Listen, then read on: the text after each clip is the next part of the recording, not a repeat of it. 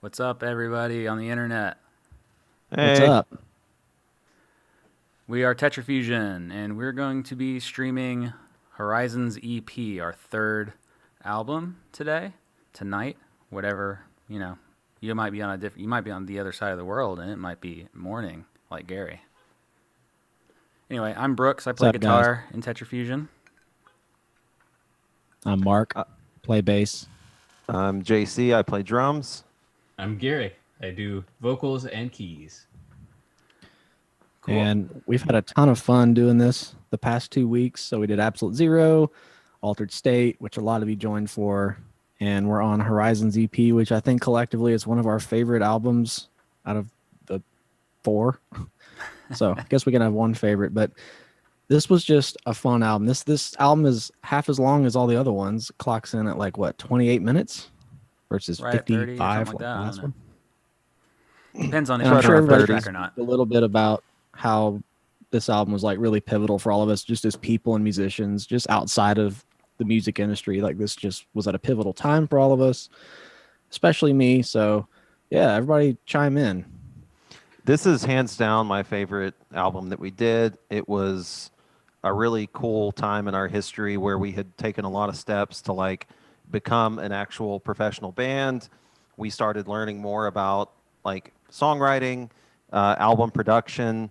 So there was a marked, step up with this record that we're really proud of. And to me, when I look back on our catalog, I'm far enough away from Dreaming of Sleep that I can say without a doubt that this is my favorite album that we've done. So I'm really excited to talk about this one today. Oh yeah, this one is. Anytime I pick up a guitar, especially like a new guitar, there's a really good chance that the first thing that I play on that guitar is from this album. Hmm. It's Yeah, just, we practiced a lot. this one These songs was. are so deeply Oh yeah, ingrained. we talked about how Altered State was deeply ingrained, but this one's even more so because I think this is the only album that we've played. Well, no, I guess we did play Altered State beginning to end once, but I think we did Horizons twice, beginning to end. And not to mention before recording the album, we were stuck in your room at your house, just repping it over and over and over and over again. We had that one down super well, and that was the first time we started implementing MIDI uh, sound changes, and we started playing to a click and stuff like that. Yeah, we had more, layers on this album because we, I guess, started playing to a click live so we could add more, layers underneath things. So vocal harmonies and, keys and additional patches. So I think that that really lends itself to like the really full sound of this record. And also combined with this was our first record we did with Jamie King. So I think that those things translated really well, not only from how they were written, but from how the album was sort of produced. Yeah, and we were just so hungry at the time to just grow as a band, like any band. But the first two albums we did with our longtime friend David Forshee, and I think he was moving off. I can't quite remember the chronology of that, but I just remember we were big fans of Between the Buried and Me, and some of the other bands Jamie King had done, and I just went out on a whim and I said, I'm going to contact Jamie King and get his rates, and like we're going to go do an album with this guy. Like what's to stop us? And we did it, and it was just like will always be one of my favorite studio experiences ever. It's our first time like traveling away from home, working with a named producer, and who had done a lot of albums that we thoroughly enjoyed, and it was just like the time of our lives, and we learned so much doing that. And going in and being really under the gun, having a guy like Jamie King sitting there watching you track, it just taught us a lot about recording and just being prepared. And the fact that we were only there for like 2 weeks, we I think didn't it was less than have. that. I think it was 1 week, Mark. No, it was 10 Yeah, like days. the first two albums we had months and months, and we would just go record on the weekends. And this just pushed us to have the real studio experience. Like, come in, know your stuff, be prepared, uh, roll on the fly if something doesn't sound good the way you originally thought it would. Like, be creative, be spontaneous. There was a lot of spontaneity on that session. I remember it, like little tiny things, but yeah. And we were in college, and it you could just hear like the hunger You in can all hear of the us as maturity. musicians. You can tell that we're older. Yeah, and Uh, it Yeah, was just and pivotal time. yeah, Jamie King did this record. He tracked it mixed it and mastered it. But originally, Jens Bogren, who had also done some things that we liked, was supposed to master this album, but the water pump on our van broke when we were in North Carolina. So instead of Jens Bogren, we got a new water pump, and Or else Jamie we wouldn't be King able to get back mastered the home. album. Yeah, or else we would have just had to live there. So Jamie King mastered the album. I think that he did a fantastic job, and we have used him for mastering ever since, if I recall correctly. And it was really nice that that's a service that he offers, in conjunction with his usual rate. We've mentioned this in we kind of lucked out in that regard. we've mentioned Yeah, this and in before another we- stream that Go ahead. yeah, we've mentioned in another stream about how any money that we make from this band goes right back into the band, and that should be what JC just said should be a testament to that. The fact that one thing on our touring van broke caused us to not seek out the person that we wanted to master the album should tell you that we are cutting it close financially with everything that we do. We this whole album was funded via Indiegogo, and it's funny how very oddly specific our goal was. It was like to the tens of dollars specific. It was like I think like $38.50 or something like that. I don't remember, something along those lines. And Yeah, it was the exact budget we needed to do this record, Right. and I'm so thankful that we reached that. Like, there was a time early in the campaign where we were like, I don't think we can do it. I don't think we're going to hit it. And then we had a couple VIPs step in and, make some large donations in order to help us to reach that goal. So, like, definitely shout out to Devin Odell and Sandra Anderson for kind of helping to make this album a reality, because we were young and poor, and we had an album that we wanted to release, and we could not have done it without help. yep, Yeah, and that fundraiser basically kept Tetrafusion going because we had just gotten off of a label. Not that Nightmare Records was necessarily going to be funding a lot of stuff because they were a smaller kind of distro label, but the point being, it was all independent. And I think had we not gotten the funds to do that record, we probably just either would have done it a lot later, not cared, and it never happened, and life gets in the way. But it allowed us to do it right then when we wanted. And the sales from that album, which, by the way, was a free album, and we released it on Bandcamp as Pay What You Want. And so many more of you, like several thousand over all the years, have paid what they wanted for Horizons, and that allowed us to fund Dreaming of Sleep. So to everybody watching who's just ever supported Tetrafusion, even if you bought the album for 50 cents, if you bought it for $50, if you bought a shirt, a tab book, I can't say if you've came to a show because we've never played shows, but you know That's what I mean? not Like, true. thanks, because that's exactly how we're able to keep the band going. And those kinds of things are, the success of Dreaming of Sleep, selling out of the 100 physical copies, like small things like that are basically inherently helping do the next album. So, well, Yeah, without that, go ahead, sorry. no, you finish your thought. I was going to say that this album really changed a lot of things for us in the way that we do things, and we've kind of stuck to the Pay What You Want, free releases, ever since. And that's something that, like, we really like, because this being a passion project, it allows us just to, like, reach as many people as possible, to release the album and just get it out there, and people are able to contribute what they want when they want. Because, one harsh reality that we had to confront when we released Horizons was that, piracy was a thing. It was at the height of its, prime, pre-Spotify, pre-Apple Music. So paying for music was already inherently a choice, and we decided to embrace that and at least give people an avenue through which they could donate. Because if you get our album on the Pirate Bay or Demonoid, there wasn't that direct connection to the band. So we wanted to at least make that connection with fans and allow them to contribute money. And there were many people who downloaded the album and came back weeks or months later and, threw us some cash. And it's really cool the way that that's helped. And that kind of was a formative point for us as Tetrafusion, because that's how we've kind of functioned ever since. Ironically, like I said, we haven't pocketed the money, but as far as the money that we were able to refunnel into the band, that album, being a free album, was the most money that we made from compared to our prior albums, ironically. In like 48 hours, we made more money on a free album than we did in like 3 years on a label. Right, exactly.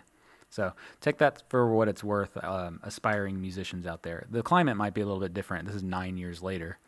Now that And thank you for things that.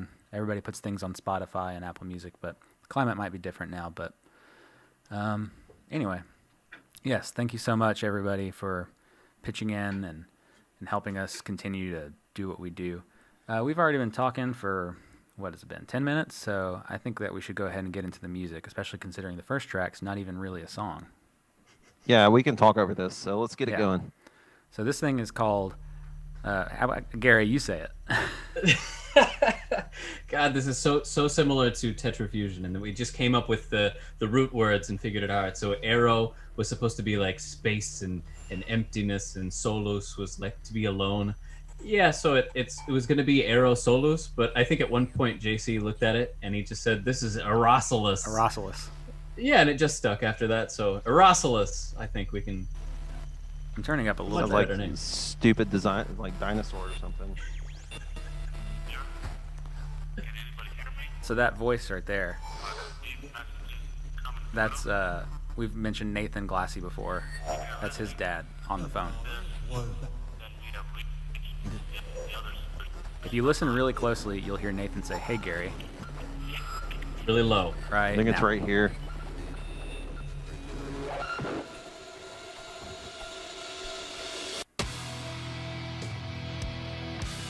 This was also our first sort of foray into gapless albums. You know, we were all big fans of Colors by Between the Buried and Me.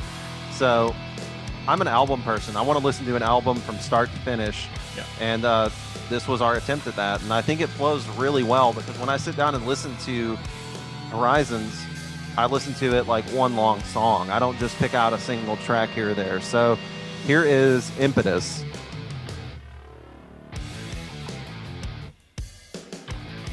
This is one of the first things I play when I grab a guitar.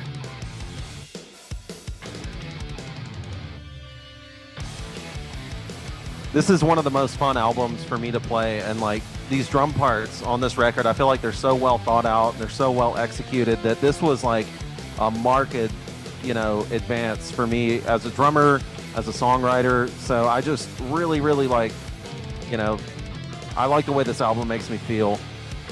Oh, yeah.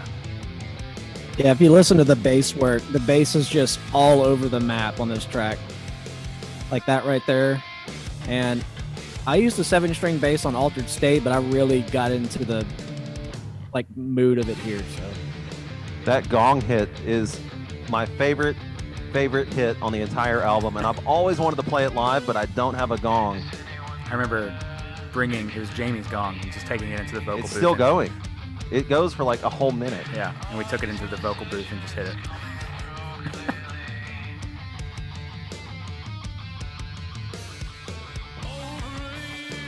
Love this drum part.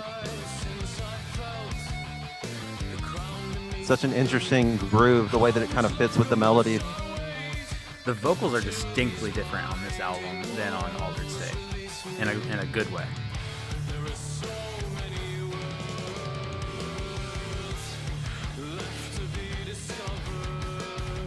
We've played with a lot of dissonance on this record compared to, some of our previous, songs. Better compositional things overall, where we're bringing back musical ideas, but in a more thoughtful way, I think.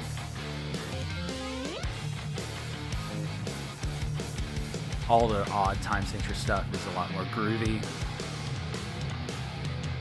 the bass line right here under this guitar solo is one of my favorites. Right, yeah. I like how I bring back the main theme here, the end solo, but as a triplet feel. So much more vocal layering. That's something I want to do on the next album. So much. It's so thick. All the vocals. I pause it here. Right, yeah. I was gonna say too, so maybe Gary can elaborate, but just like we did on the last stream, Altered State, want everybody to kind of know what the lyrics are about.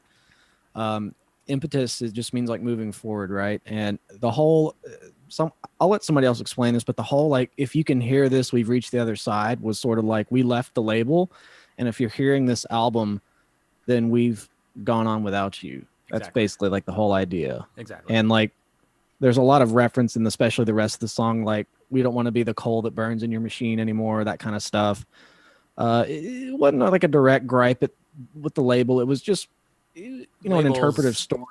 Labels. I mean, in somebody else general. explain it. I would just say labels in general. I think we were predicting that the idea of having a record label was not necessary, and I think we were right.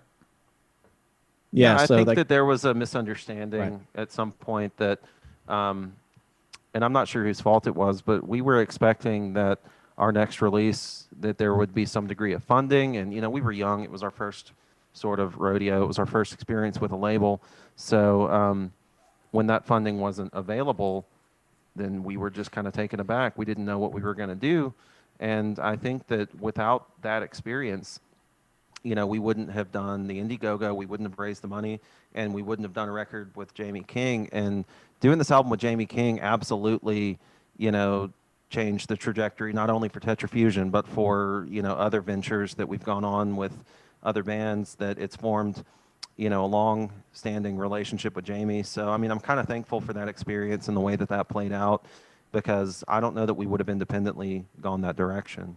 While we're stopped really quick, and then I'm going to start the music again. I just want to go ahead and say, for those of you that are watching right now, if you're wanting to comment on any of these platforms, I'm looking at the Twitch comments. So if you say something on there, I'll ask the question or say the comment to the guys.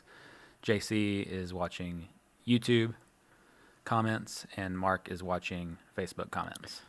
yeah, real quick. Ian Lauer says, second half of the song that we're about to listen to, the build up to the end is fantastic. I used to listen to that build up over and over for inspiration for recording music. Yes, this was like one of my favorite sections of this record. Mm-hmm. And if you listen to the lyrics, they go along with the story. Just the frustration with dealing with the like bureaucratic nature of labels and politics. And it was just kind of like, hey, we're going to do this on our own. Impetus, we're moving forward. And there's just a lot of cool stuff on this. So let's roll it. All right. I love the second half so much. The key change is so smooth. I actually want to roll it back just a little bit to get that key change. I love that so much.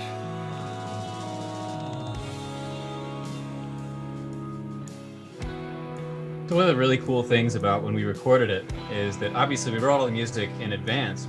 We were able to have like just all these smooth melodies for the vocals. So I would just go in and record one layer and then go back and do another one and then another one and then Right. another one. I remember- And they just because we spent all the time ahead making sure that this is exactly the way that we wanted it, so that it lines up perfect. Yeah, 99% of this album is composed beforehand, which isn't Yep. to say, I guess, maybe there's 1% of that improvisation, like that note that Mark just played. Pretty sure that was improvised, and it sounds awesome.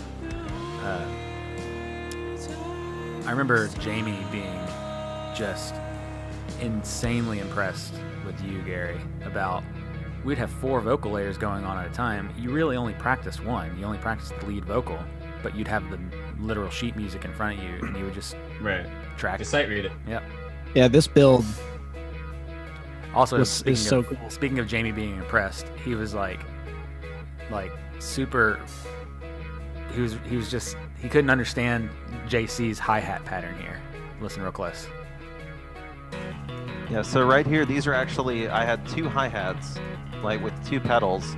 So I'm doing trains between the hi-hats, like they're closed for 2 strikes, and then I do 2 different pedal And this drum fill. hits. So good. This is a good use of an odd time signature, unlike previous albums sometimes. And this is cool. Yeah, there you go. We don't want to be the coal that burns in the machine. Why do I even try? I think this also might be our first spoken word section coming up here. Yes. Such a good build. Crying for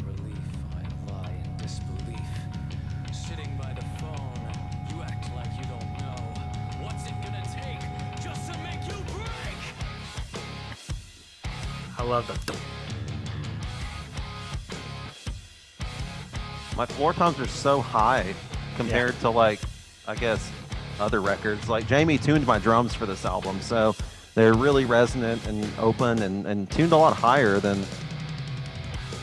I normally would. It's not gonna be perfectly gapless. I'm gonna stop it. Pause it. Just wanted to finish the phrase. Yeah, so again, like JC said, these songs are all gapless, so that the album plays like one long half-hour song.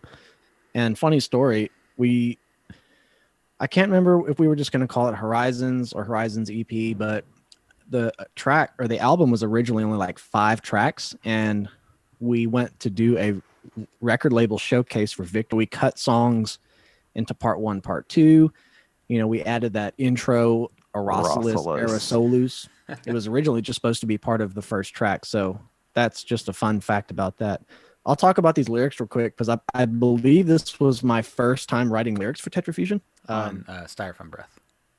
Yeah, so Styrofoam Breath. This is the next track, and this used to have the working title of Cookie Monster, and was an old track idea that Brooks had that I said we have to use.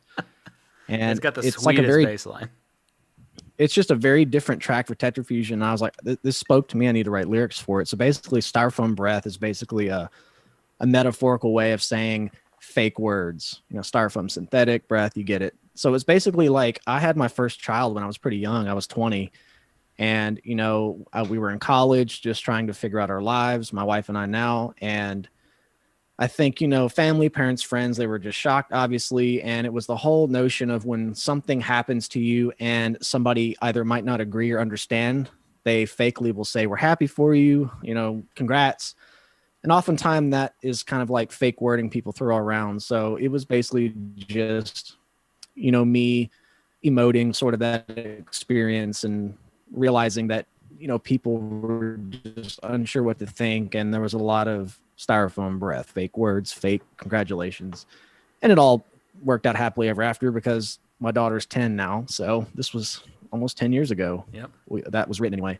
But that was like kind of my foray in just like writing about something personal, inventing on more emotive topic. This album was very like emotive. The last album was kind of like stories. I think Horizons also, when I say it's personal, because like the last track was about like our frustrations with the label. This was about my experience becoming a father, and the rest of the tracks have these very personal sentiments. So this was kind of like a step into that too. So anyway, you can go ahead. There's a section in this song that I really like, and it was, I guess, our attempt to use every piece of auxiliary percussion that Jamie owned. And I had a lot of fun with that because I think we pulled everything out of the bin and we were like, can we use this? Can we use this? Can we use this? And it of making things up in the studio. That 1% we was had the all time. in this one part. And so that was a really, really fun experience. I think back on that, and that was just a blast because I remember just pulling everything out and like, can we use this? Sure, yeah, let's throw it in there. And Jamie was so like willing to oblige, like all the weird stuff that we were like pulling into his vocal booth, and he was just having a blast. I guess that's why he has it. Before we move on, I got one question on YouTube. Okay. It is from Renzi, who says, when you say Jamie, you mean that Jamie?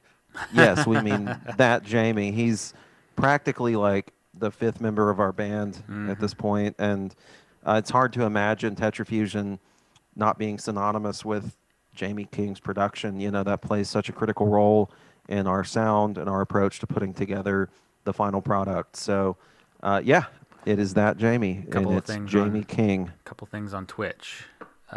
Abrezg says, "My boys, Mark, you changed my life by becoming a bass player." I don't know if that means you becoming a bass player or that person becoming a bass player. Well, whatever it is, that's super cool. Yes. Thanks, man. Tetrafusion is my perfect jam. Couldn't ask for a better band, guys. That's awesome. Thank you. Carlos Say, I don't know how to pronounce that, says, let's see, a couple of questions I like to ask to all band members of Tetrafusion. First, which band members, and then they clarified later in another comment, band members as in other hard rock group, inspired you to make cool hard rock songs in general? I think it goes without saying that our biggest inspiration from the beginning was Dream Theater.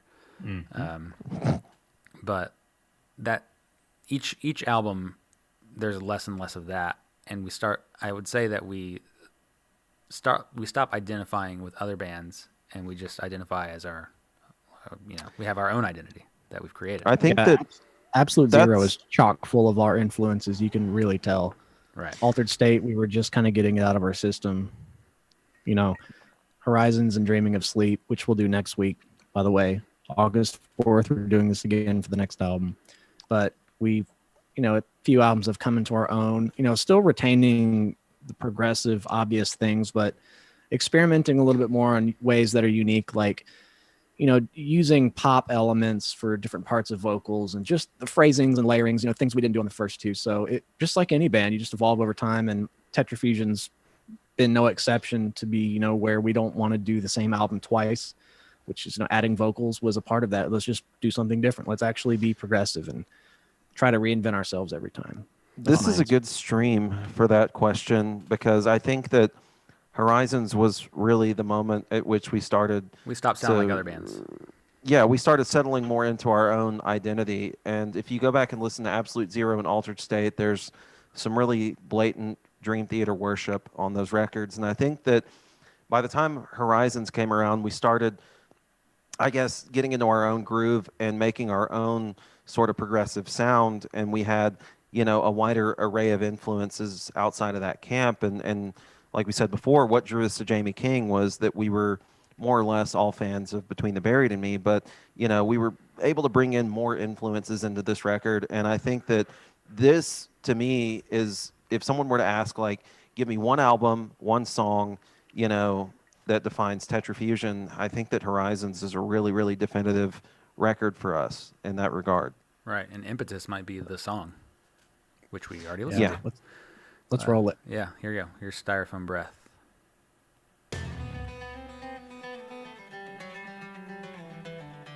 It's the first song that's like almost all acoustic too. I also think that this is potentially the first time that acoustic guitar was like a driving part and not like a background element, Exactly. And normally whenever we use acoustic, we might layer it with clean guitar, but this is just like Yeah, it's like a layered 100% element. acoustic. Very Porcupine Tree-ish. Yep, I got you, Gary. What did I miss?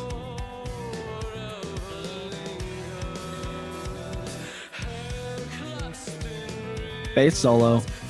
It's the hardest bass solo ever.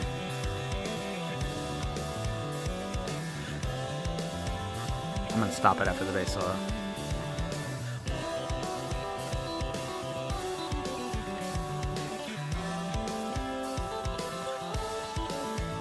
I'll let it go to the phrase.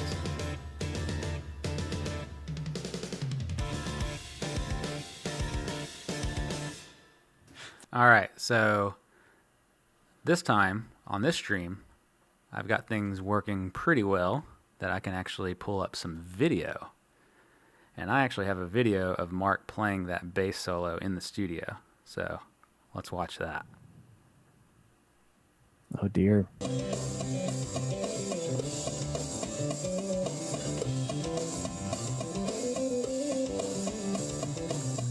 Not in one take, though.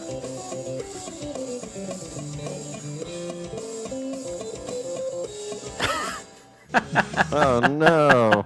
That wrong note at the end. And that was not the take we used. Nope.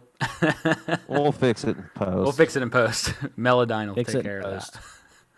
that. Jamie will fix it in post. Yeah. Jamie, you got that? All right, let's keep. Jamie, can you pull that up? Let's keep on going. The sky was murky, 2 drops of color lost in glass. Stood once and left, let's sort things out with the amorphous Such a groovy bass line. foundations without I was actually thinking of Limp Bizkit when I wrote that bass line. and angels at night have never dreamt of more. Another cool key change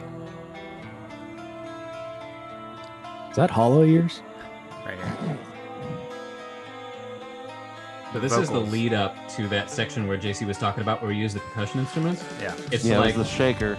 yeah. So this is where we're really talking about the fake things that people say, wrinkled, cracked plastic. This idea it's fake and it's kind of falling apart, so you can see through it. This idea. And so we're coming up on this section that's like a masquerade. Yes. All that section with it's just you'll see. There's slide whistle. There's glockenspiel. There's Whistling. silly singing. There's whistling. You can hear Damian Reynolds singing in triangle. the background. So you can hear the bells right now. The glockenspiel. And then slide whistle right here. Triangle. Silly singing. Whistling. Oh yeah, I forgot about the whistling. There's also clapping. Like a waltz.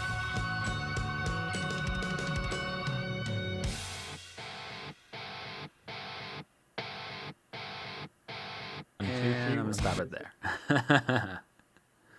That's one of my favorite transitions. That's a fun one. Yeah. So that was yeah. really cool. This next one is Cloudless. Bit of a heavier track. This was also very fun to play. Good polyrhythmic stuff. Somebody want to address what Cloudless means in the lyrics? So we directly pull from a Barack Obama speech about 9/11. You know, this is after the killing of, or the assassination of Bin Laden. Bin Laden, yeah.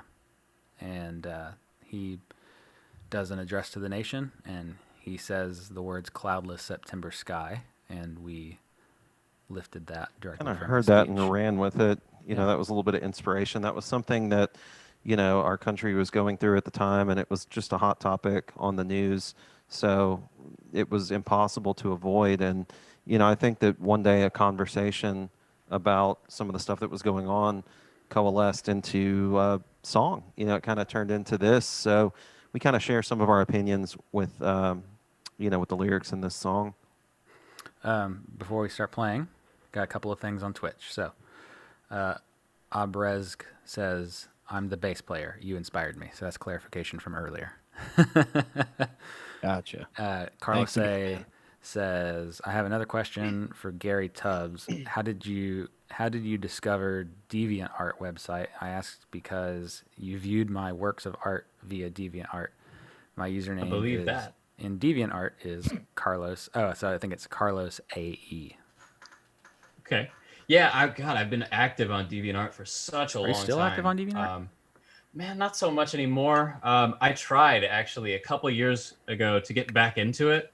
You know, upload stuff and obviously like I'm always I'm just super active in looking at what's being posted and everything. But yeah, DeviantArt was for a long time. I was super active on there in college and everything.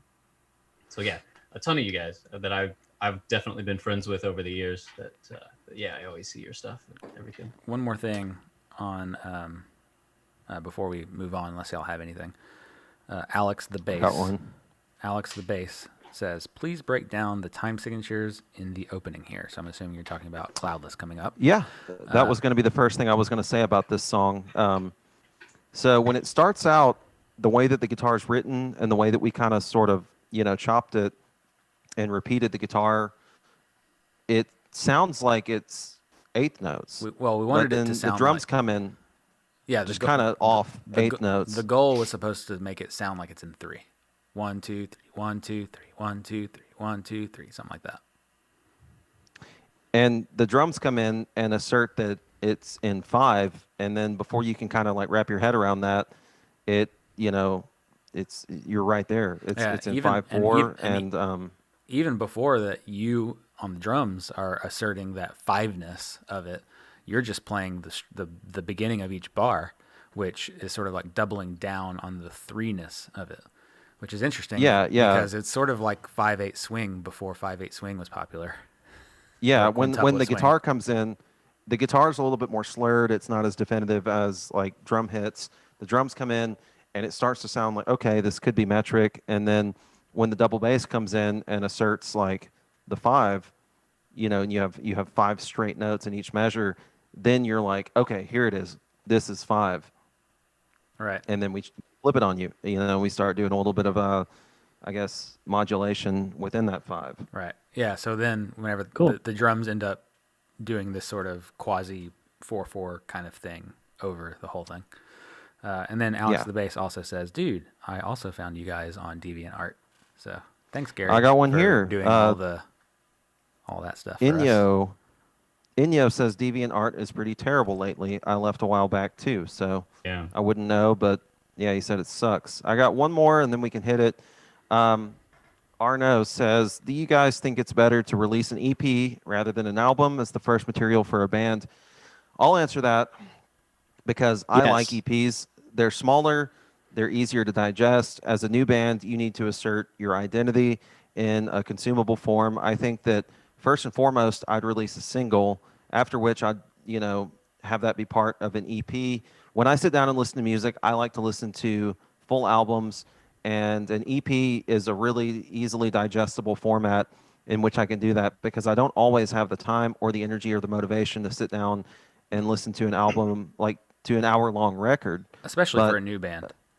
I don't want to. Yeah, here's the I thing don't too. know. I typically don't want to listen When- to a new band's full length, but if they have an EP, Yeah, I'm more inclined to listen to it. And that's not something you should ever take personal either. That's just the reality that there's so much art, film, music, TV to consume that there's only so much time. If you say, hey, my band has an 80-minute album, we've literally packed the record to the brim, will you listen to it? Which sounds better, that or someone going, hey, can you listen to my 3-minute song? Check it out. Yeah, Exactly. sure. Here, send me a YouTube video, a music video. I can watch and see you. Do a music video for a single. Some bands even release one single a month for 6 months, and that's the EP, and that's the way they release it. That's even more digestible than saying, hey, will you listen to my 30-minute album? It's a lot better than 80, but it's still 30. Or, hey, how about you just check out a new song every month? And there's just ways you have to be creative, and you just have to, it's like if you can't beat it, join it, in the sense of people's attention spans have gotten so small. You have to cater to that. And once you build a following, then people will be more inclined to listen to longer bodies of work. But the whole thing is have short attention span grabbing things when you're a new band. That's the best way to turn some heads. So All right. Well, let's roll it. Agreed. we ready to listen to Cloudless? Let's do it. Yep. I'm ready. Is this in 3? Nope.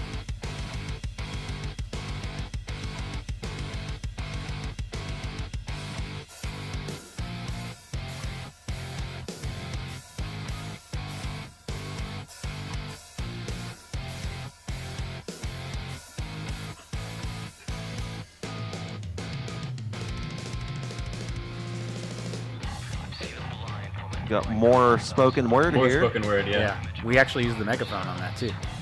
Yeah.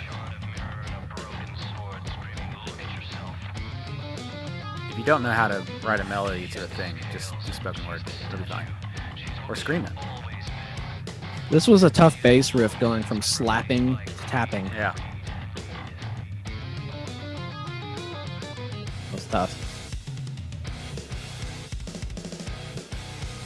There's a lot more space for drums on this song. Oh yeah, Mark wrote this riff.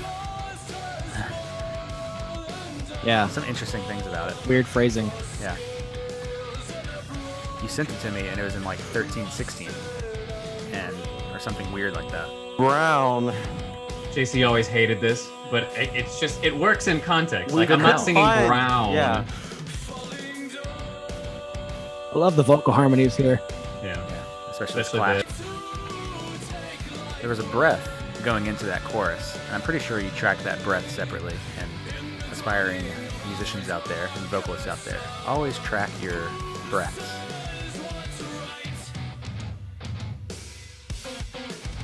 Makes it sound a lot more. Here we are with a little more dissonance. Oh yeah, there's something interesting about that, and it's the fact that Mark's using a 7-string bass, which is the top 2 strings are tuned a half step higher than the guitar. Oh yeah. And so we're doing the same shape, but you're a half step higher. Here's so we're our- actually doing a triple half step clash. We did this a lot on previous records, but here's our obligatory prog keyboard thrash section. Yeah. We wanted to have like a trading fours kind of thing going on. Yeah. Actually, it doesn't happen for a little while. We riff for a little bit. Yeah, and I do a neat like ride cymbal bell, ice bell right here. Yeah, this is cool. Unison with the double bass. I always thought this was so much fun to play. Keyboard solo.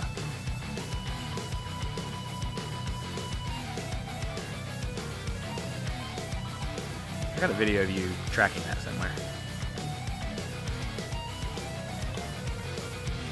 I love this solo. Yeah. And that bass tone was crunchy. Yeah. Snarling pig way down low. Uh-huh. This was so thick, dummy thick. Dummy thick. Yeah, this is one of my favorite bass tones that you've ever gotten. Like across all your albums, this is one of the best to me.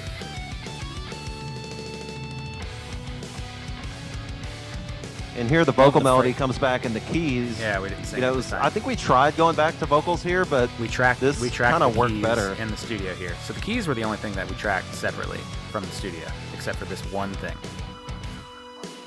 There's the and Obama, this is Obama speech. Yeah, we took the speech and kind of like EQ'd it and turned it down. It's kind of a cool vibe. And sacrifice. We know well the cost of war.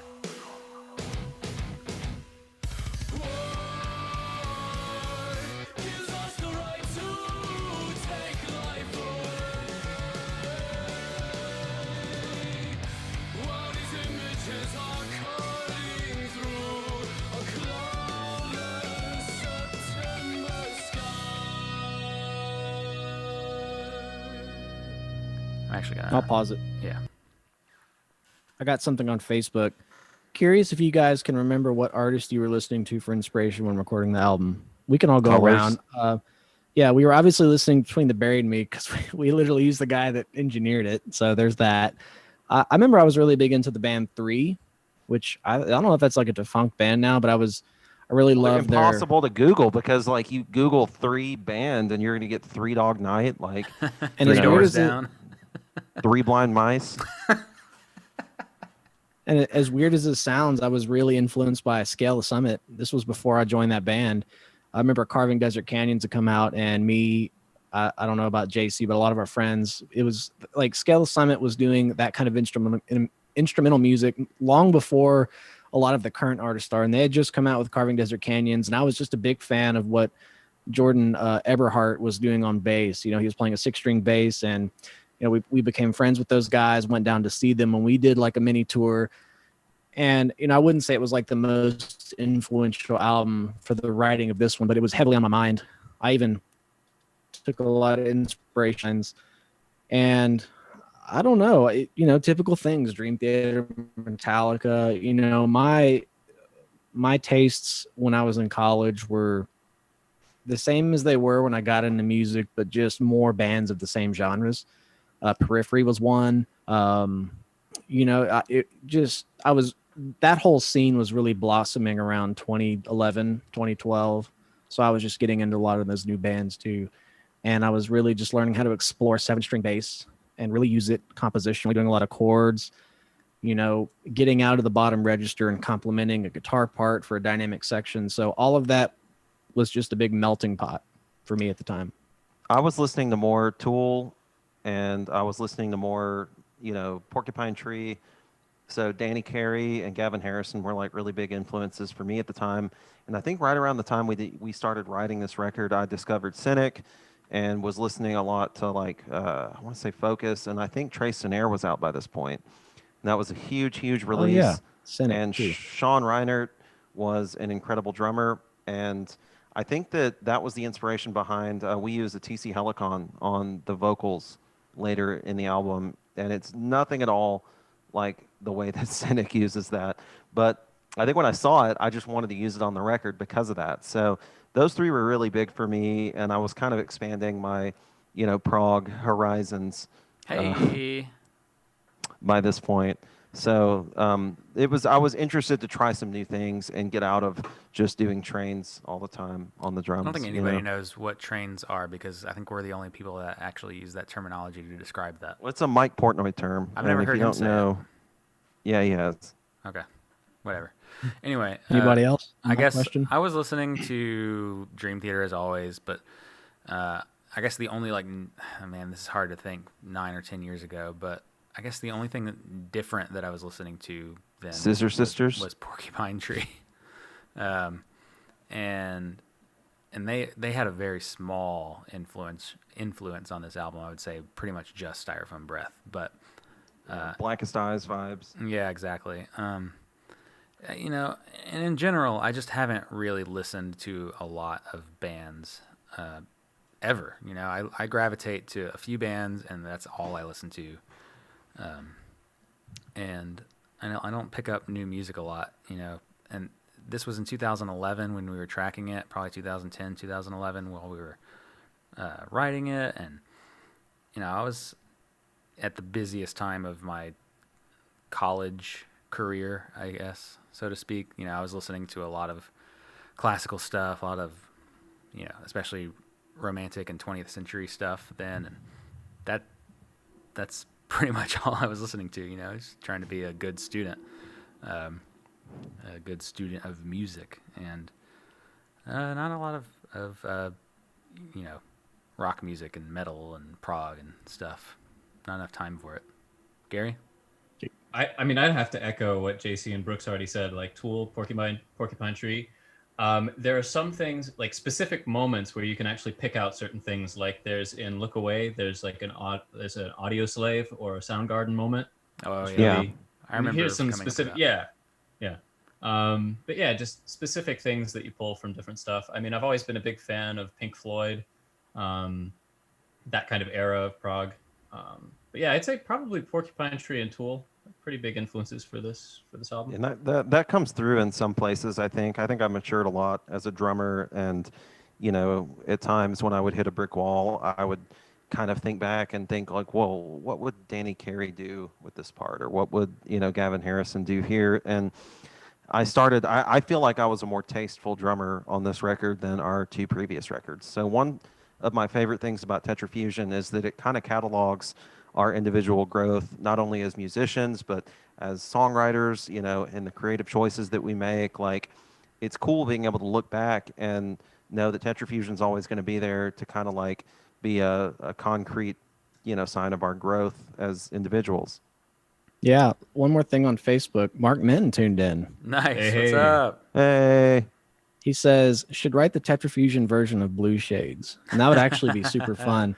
I do remember in high school, I started writing a rock band version of Brooks. Correct me if I'm wrong. Was it called Fanfare and Allegro? No, you did Festive Overture. Festive Overture. Shostakovich. Yeah. So we were playing it's probably Festive all on Overture bass. in high school band, and I started arranging that. For Tetrafusion, it could have been hypothetically, but it was Festive Overture. That's what it was.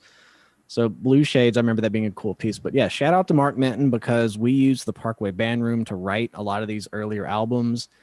And that was just a massive source of inspiration. Mark Minton and Kobe Coco were our high school band directors. Huge shout out to them, because this is where essentially all of this started. And, you know, we would rehearse these tracks before a jazz band rehearsal or a percussion ensemble thing early in the day. And like, hypothetically, that's where a lot of this inspiration started, was in high school, where we all met and we started playing together. So yeah, Big shout out Massive to shout out. Mark Minton, especially that one time whenever we hadn't even recorded anything yet, and he let us borrow like 10 SM58s and record a demo. And that was the worst demo ever. And we had to get those mics back to Prevailing Winds Jazz. yeah, because I was playing practice. bass for that. That was like my first time ever playing bass, was for Prevailing Winds Right. Jazz Band. We had the mic set up on the drums, and we had recorded our last take, and we had taped the mic to the bottom of a chair and covered it with a blanket For bass for the drum. bass drum. And as we were taking the mics down, I realized that the bass drum mic had fallen. And I was like, oh no, it's going to make our recording sound bad. That's the as if reason it it didn't sounded already sound bad. And we rushed back up to the school to return those microphones. And We may as well have just recorded those drums with like my iPhone Razor. They sounded so horrible. Your iPhone Razor. Yeah, that was our My first. That was our first. Motorola Razor. That was our first foray into recording, and but yeah, shout out to our band directors for letting us use those resources. 'Cause, Oh, yeah, you know, it was massively experimental for us, just not knowing what we were doing with any equipment. And yeah, that was the spirit of Tetrafusion. Just work with what you've got, straight up. One last thing to Mr. Minton, if you're still watching. If you want some band literature that has been arranged for like Rock Band, I arranged Xerxes by John Mackey several years ago. It's on my SoundCloud. You should look it up. Okay. Should we go on to Spider Silk? But Yeah. This is. I want yeah. Gary to talk about the lyrics here. These are probably the most powerful lyrics from the story I understand, and this was just such a vibey track. It was wrenching song. Somebody please do this one justice. Yeah, this is my favorite song that we've done. There's some cool drum contributions, but I think it's one of the best songs from a songwriting standpoint. And I think that if there's ever an example that Gary should be the one writing lyrics for this band, I think it's this song. So yeah, I just really like this one, and I know that we delved more into like, you know, more emotional territory with this record and stopped writing about, you know, kind of prog nerd stuff. And so if Gary doesn't want to talk about the song, you know, I think that it definitely speaks for itself. So next time you listen to this track, like definitely pay attention to, you know, the words and the lyrics. Sorry. When I was in 11th grade, I lost someone who was really close to me. And I never really put it into writing until Spider Silk. So yeah, I don't want to go through too much of the very, very specifics, because I think some of that, the more that you talk about the lyrics and really analyze it, if I say, Right. this is what it meant, then that loses some of its value to another person. When they listen to it, it can mean something specific to them. Mhm. It's not necessarily only about my story. It's sort of, I mean, the lyrics, they can mean something personal to anyone as they listen to it. Right, exactly. Let's do it. Okay, here we go.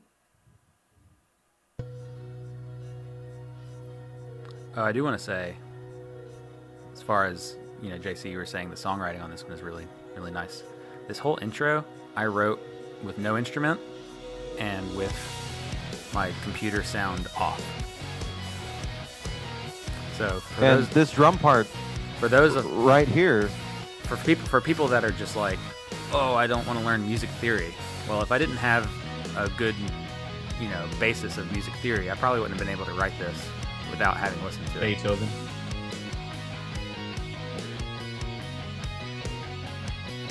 It's not super complex harmonically, but still.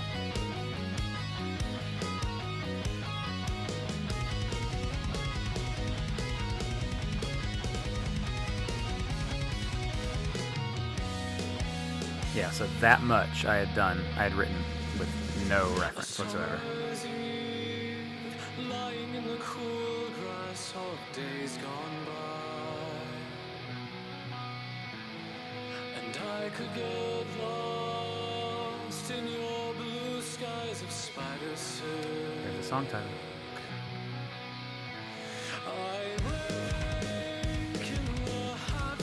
Such a groovy drum and bass thing. Juxtapose these long chords.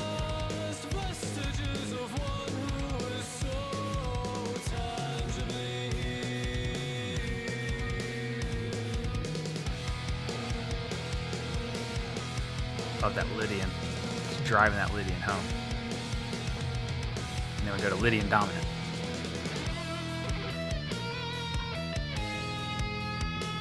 Those quarter bends. Cool bass chords.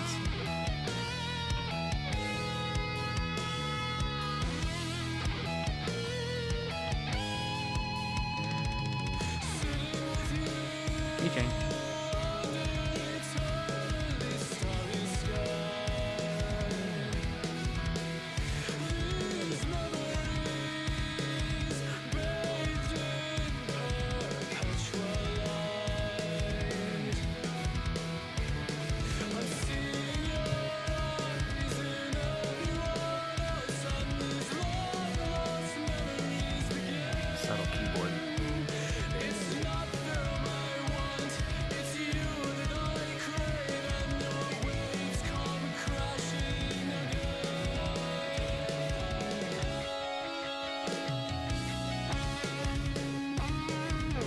is my favorite guitar solo at this time. It's not I my like the favorite- pacing of it. It's not my favorite guitar solo anymore. I love this chord. That one? Both of them, they're cool.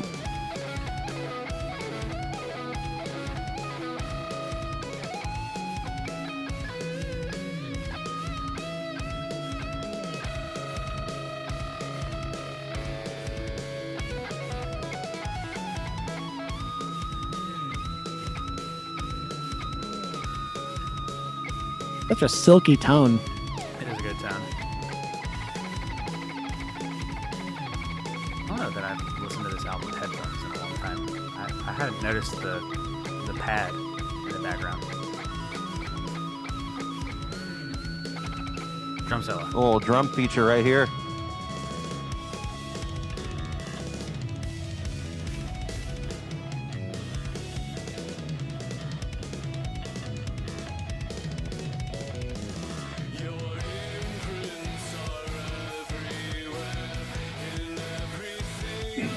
So also singing this and then also playing the keys Yeah. in that 5 pattern. Yeah, that was tough. We have 5 fingers. Love these lyrics right here. I have a funny thing about this.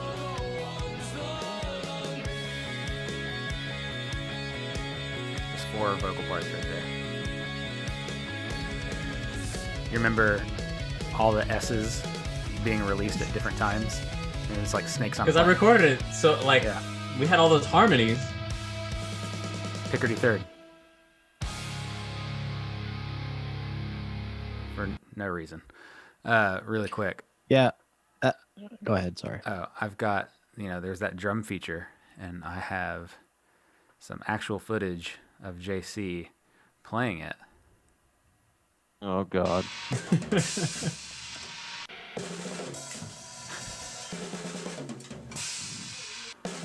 Yes. And I'm not even going to let him listen to the real thing. You can go to your YouTube channel and watch it. Yeah, Yeah, you gotta that video is on YouTube. Just go to YouTube and search Tetrafusion Horizons. And we did videos kind of chronologing the recording process of all the instruments. So we set up a camera in the corner, kind of a fly on the wall, and then we edited out, just a little short, show reel of the best parts. So Yep. Yeah, those out. and I want to say again, I think I said this at the end of the last stream, but that's one of my favorite lyrics out of all the Tetrafusion catalog. The whole last part of that song, the whole the moments that I screwed that up. the moments that never happened are the ones that I miss. The moments that never happened are the ones that I missed. That's just a cool imagery and really sums up, the bit Gary, the premise of the song. Also, Devin Odell just tuned in. Yo, Hey, Devin. Hi. Hey, Devin. We're not worthy. We're not worthy. Oh, Ooh. Did he leave? maybe. No, I don't think. All right. Okay. Do we have anything What's to next? say? Or should we go ahead and go to the So next song? the next track is "No One Sleeps." There are some vocals here. They're not It's lyrically, kind of an it's just instrumental about- song. Yeah, it's mostly an instrumental. I would still call it an instrumental because the vocals were used more like As an instrument. an instrument, effect. yeah. At some point. This was the TC Helicon I was talking about, where I don't know, I don't even know why we did it. I think I wanted to use the TC Helicon thing. We clearly didn't have anything written for this. Yeah. It was very spontaneous, and I remember it being a lot of fun in the studio, but, this song is the one sort of obligatory riff salad song on But it's this so album. cool. I love it so much.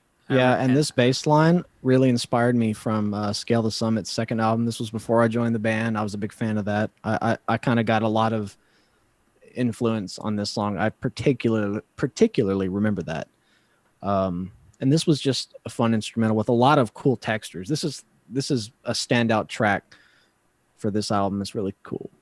Let's Very do good. it. This is No One Sleeps, which is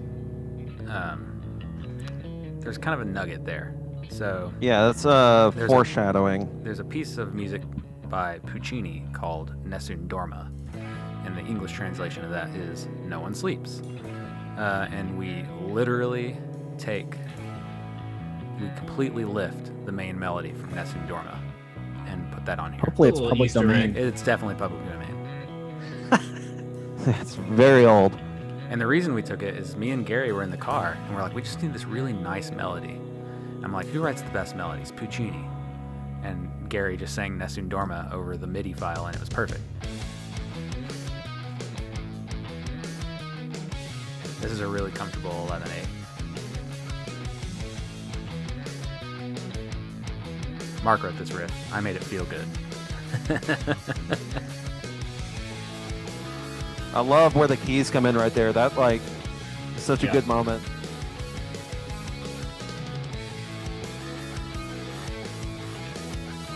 Weren't these vocals improvised coming up lyrically? Yes, all of it. Yeah. Yeah. I remember that now.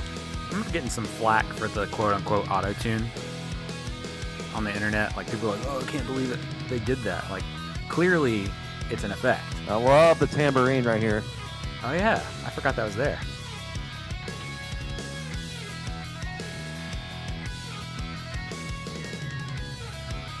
Sort of a Zappa-y vibe. Love this transition right here.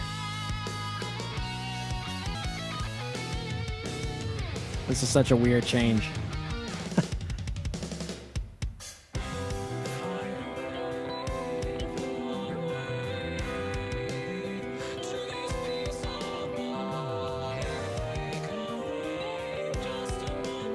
Yeah, so the vocals This here bass part are is hard as basically an mess, by the instrument. way.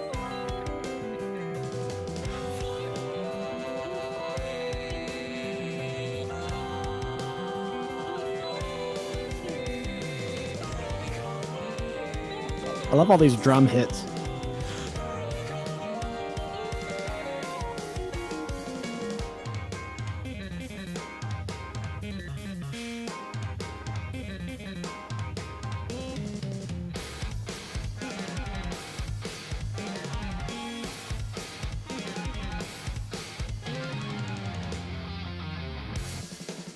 Just a Mark Oh, I riff. love that snare. Right there. I wrote this. Okay. It's a callback to Impetus. I love this part.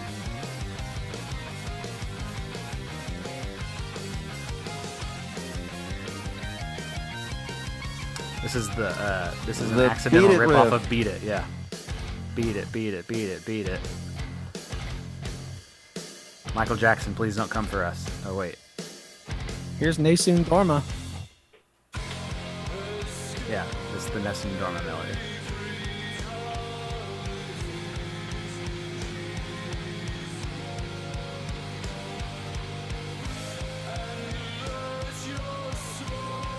JC just going I love ham this on that bass crash tone. cymbal.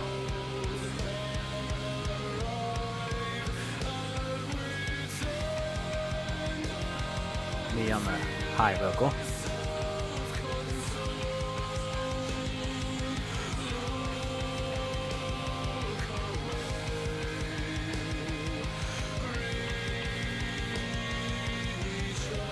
That's the only place I contributed vocally. So many layers.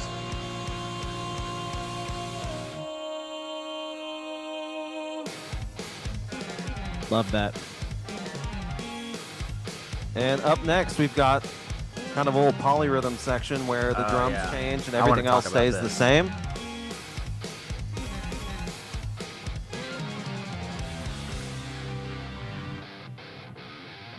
Here it is. JC wrote the rhythm to this. And the weird thing is, if you're a nerdy musician, is everything that you're listening to is a dotted note.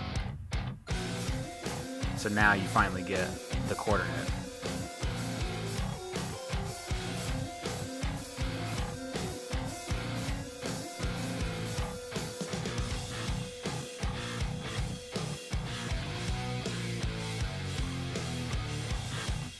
So groovy. And it's still not really clear where the beat is, and it's still pretty groovy. Now it's finally settled in.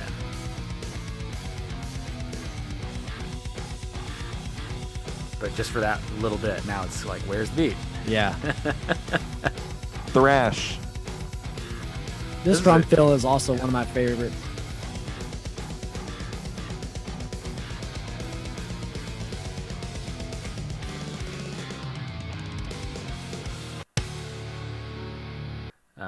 Yeah, cool. So that was Look Away. I mean, that was No One Sleeps.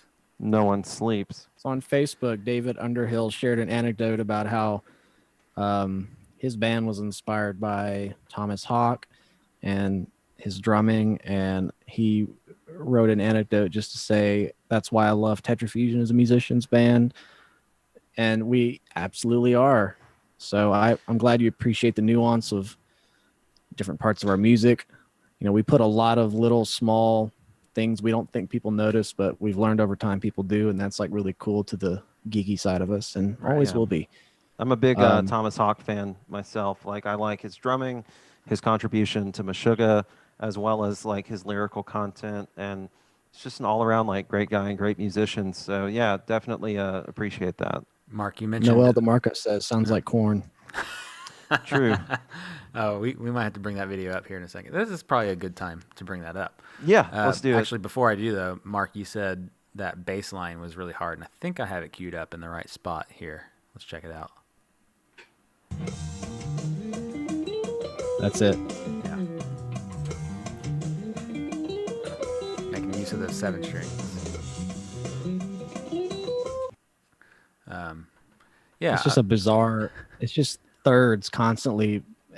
Like it wasn't really hard just to make it not sound choppy because it was constant moving up octaves. I remember that being tough to do like clean at the time. I'm gonna pull up that reference that Noel made about it sounds like corn. We're gonna watch a little bit of this. I think one word to describe it, what would it be? Can I explain it? Noise. Noise. Would you recommend it to somebody else?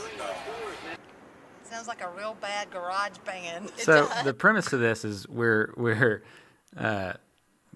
seemingly going around with our music and letting them listen to it, but truthfully, we are not actually playing our music. I don't think our music is bad enough to elicit some of these responses, although I don't know, I could be wrong. But really, we're actually playing a "See You Next Tuesday" song, a little 10 or 15 second little snippet of it, and they clearly don't like it that much. And we obviously did not target our demographic. Anyway, and you'll also notice that I am not on camera because I, especially back then, was always behind the camera. Did I say behind the camera twice? I wasn't in front of the camera. I was behind the camera. I did not like to be on camera. So that's my friend Noelle right there. She's doing all the interviewing for me here. I wouldn't listen to them. I don't even know what that is. There's this guy shaking his head. Do you think that was music? No. I did not like it. As far as I'm concerned, it's not music. The sound to me is irritating. I hate it. Hide it. Scale 1 to 10. 1 being the worst and 10 being Christina Christina Aguilera. Aguilera. 10 being like Toby Keith. Like a 7? We clearly tried Okay, I'll to take that. say You things guys that need that? No, that's we for a project. we That's for a thought project. that these Oh, I people was would just like. being nice and One like a being 4. one being the If you're worst, rated on a scale of 1 10 to 10. being 1 being terrible, 10 Sammy Hagar. Sammy Hagar. I'd say probably about a 4. What animal would you compare it to? Probably a cat. That cat. How does this music make you feel? Oh dear. I love how we went to Bass Pro Shops. We went to Bass Pro Shops to interview people. That's where our target demographic is. On a scale of 1 to Clint Eastwood, how cool is this? Harrison Ford. That's it. That's it.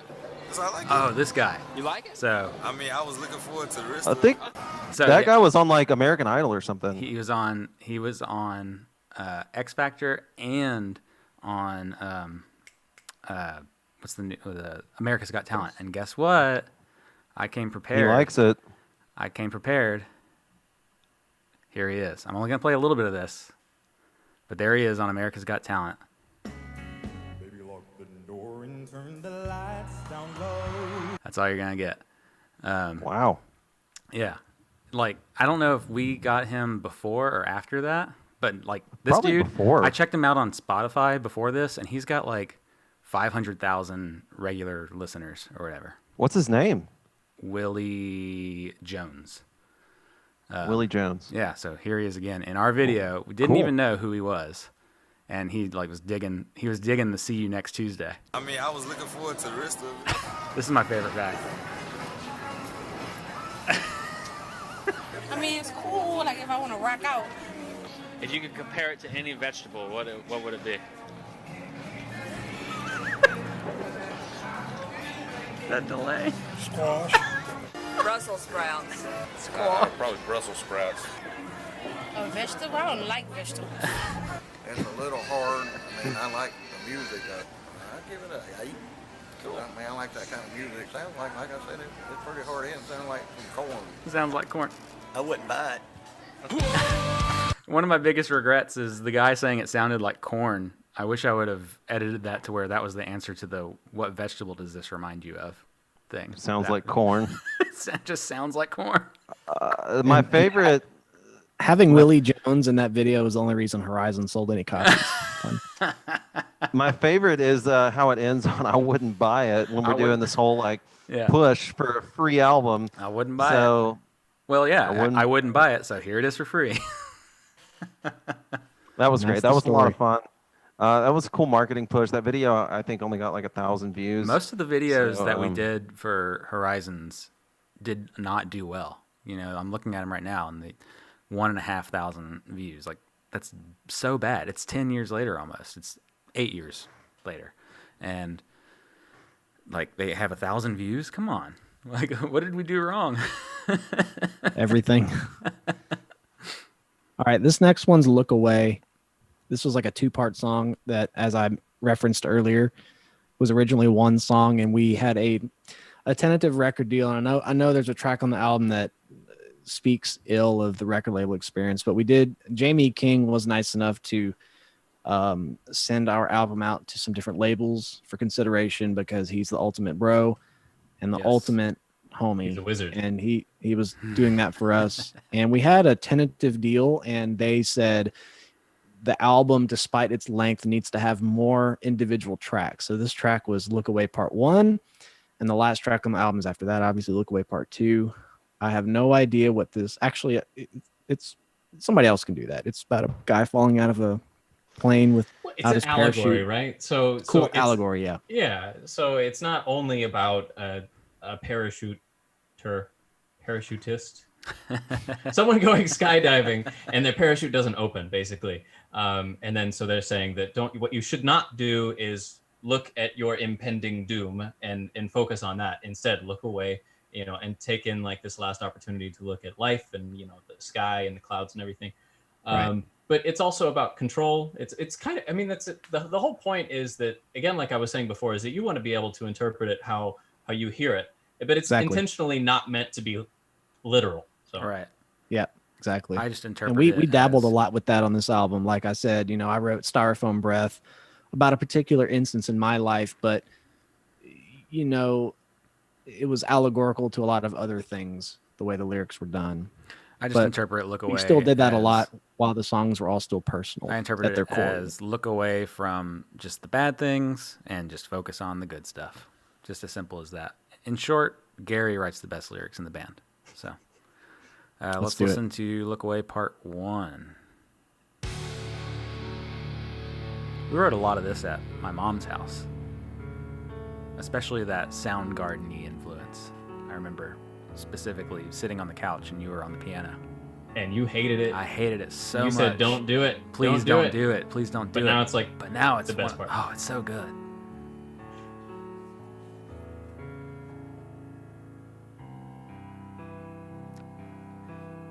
Gary pretty much wrote this song, and then I just sort of like scored it for, put some strings in it. And What kind of harp. chord progression is that?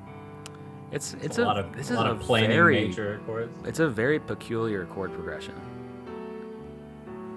It's hard to lock down what key it's in. Mm-hmm. Hi, Trotsky. That's the cat. When the rest of the world is rising above you. Oh yeah, I forgot. I did this in one take. the vocals or the keys? the vocals. I don't remember that.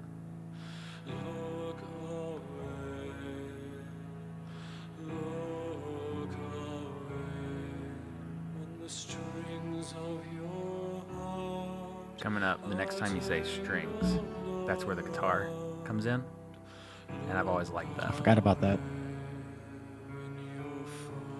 I think it's the next time you say strings. I don't know. Regardless, you say strings, guitar comes in.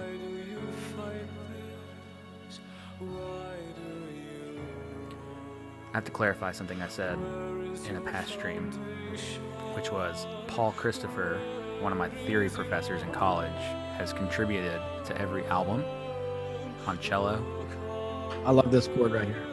That's the one that I did not like. That it's that dominant seventh. Yep. And I hated it so much, but now I love it. Gary, thank you for convincing me. Anyway, but you know, there's cello and bass and violin on this, and Paul Christopher contributed to that. And I have to clarify. On the past stream, I said he's been on every album, but he was not on Altered State. So the police are gonna come for me for lying. Right there, strings.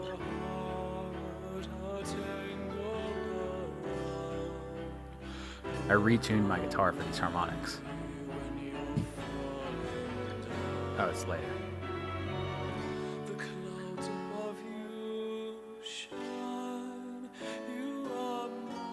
Right here. Man, I forgot how cool this song is.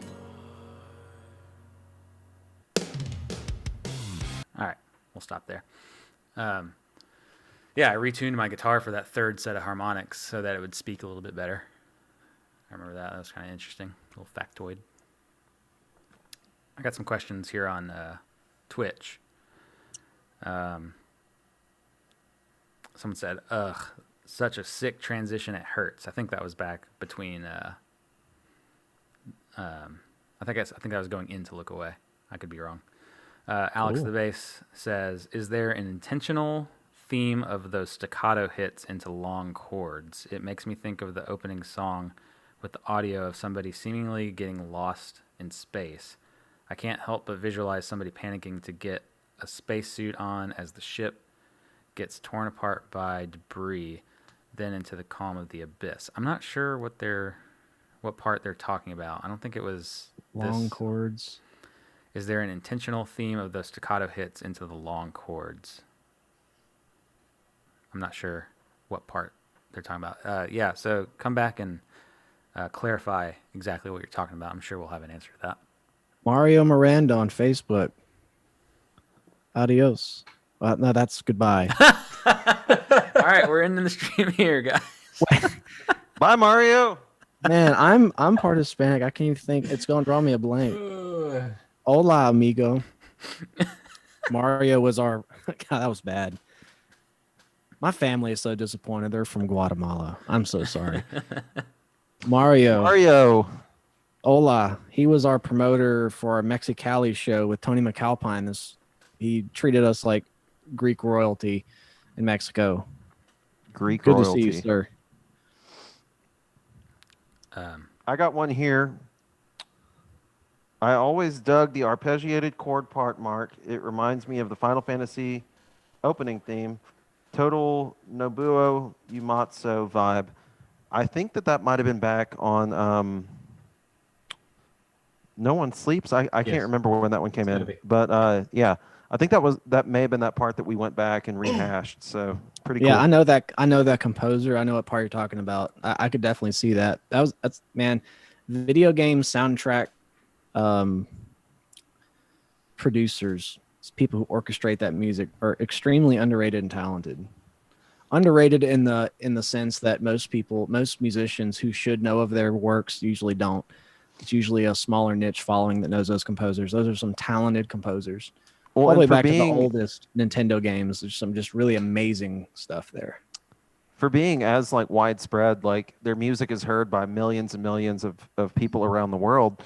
They don't get a whole lot of acknowledgement outside of their, collective niches, like the people that do follow that. But you got to think of how many people listen to video game music and don't even take a moment to think somebody wrote this and somebody orchestrated this and somebody, produced this and put it together. And, I think that it's really cool that we get compared sometimes to these people that are just severely like under acknowledged for some of the awesome work that they do. You got it. I want to feature our string players that helped us out. I got a video of them. Cool. So that's Paul Christopher.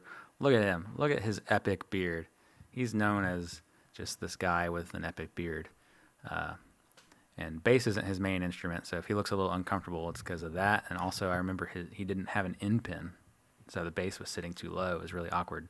But yeah, me and Gary went up there and we recorded this, and we didn't really know exactly what we were doing, but we did the best we could. But check it out.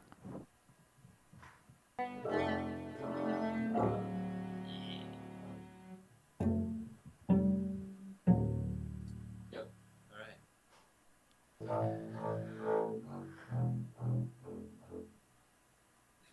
What the hell? Sorry, guys. You're fired. Yeah, man. That's Daniel Fields. I went to college with him. Yeah, let's get some fiddling going on. Yes. Tetrafusion. I forgot about that joke. Tetrafiddling. All right. That was just a little comic Cool. relief. Okay. Should we go on to Look Away Part 2? Last track. Here we go. This is the last track.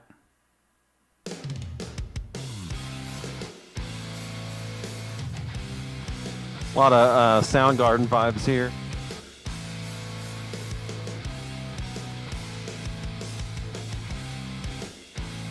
And it Followed gets by a little, bass player right here. Superman vocals right here.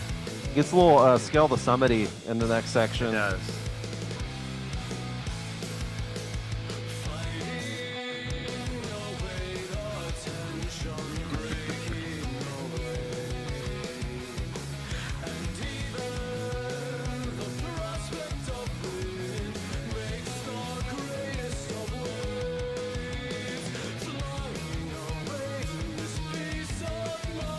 This is how Mark got the job at Scale Assignment.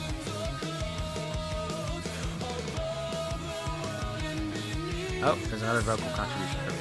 I thought the other one was the only one.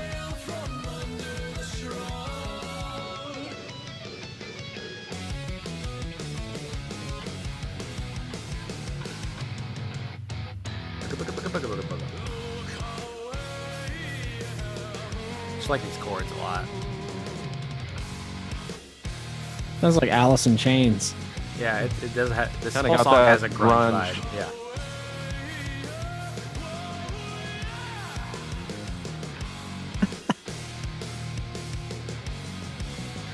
I like this drum group right here.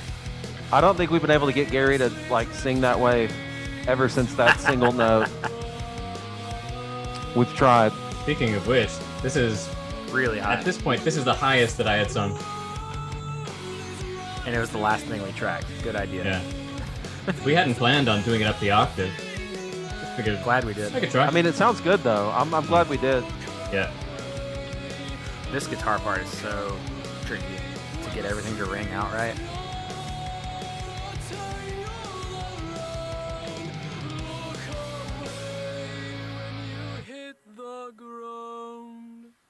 And that's it. Oop. Well, we're gonna listen to it again apparently. I love that we ended the album with just hit the Vocals. ground, and that was it. Like, Just totally dry as well. yeah, exactly. No reverb. I forgot about that. I remember asking, take out all the reverb, all the delay, and just make it super dry.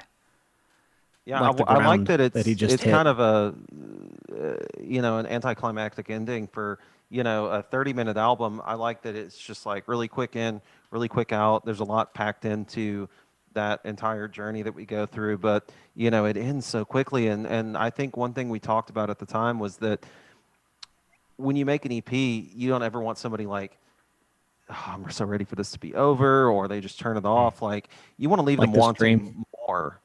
Yeah. You want to leave them wanting more. So we kept this album really concise and to the point. And I like that. I don't know that we'll ever make an album that short again, but I wish that we would. In fact, it's looking like right now that the next album is going to be our longest album to date. I think it's going to end up being 2 albums. It might be a we'll double see album. about that. I don't. I like double albums, but they just don't ever perform too well. Oh, and it's twice Yeah. the album for the same money. Yeah. David Underhill says, ever double thump a double bass? We've already had one Hadron Collider in the last decade. That might have severe repercussions. Have you ever triple But I'm thumped a sure triple bass? I'm sure Davey 504 has thought of it. Yeah, there's probably video for that. I've got something. Yeah, guys, thanks for tuning in. Well, This was fun. This was our trying shortest record. Quit trying to close this thing off, because I'm not trying to close it. I was thanking everybody for watching. Okay. Thanks for watching, guys. We're not done yet. We're not done yet, though. So Alex the bass, he was the one that asked about, is there an intentional theme of those staccato hits into the long chords? And then he clarified, an example would be around 1 minute 50 seconds in No One Sleeps. So Let's play I'm it. actually going to Let's pull hear it it. up. So bear with me. So 1 minute. Okay, gosh. So VLC gives me negative time, so I don't know how. What's 5 minutes and 35 seconds minus 1 minute and 50 seconds? Quick math, go. Because I'm looking at the negative. 345. Okay, I'm sure it's close enough. let's see.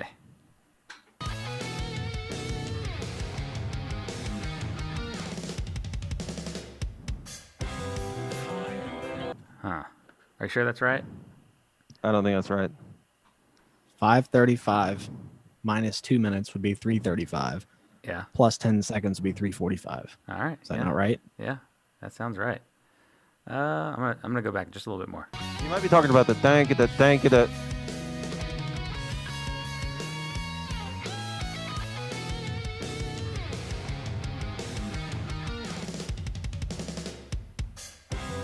Yeah, I'm still not understanding.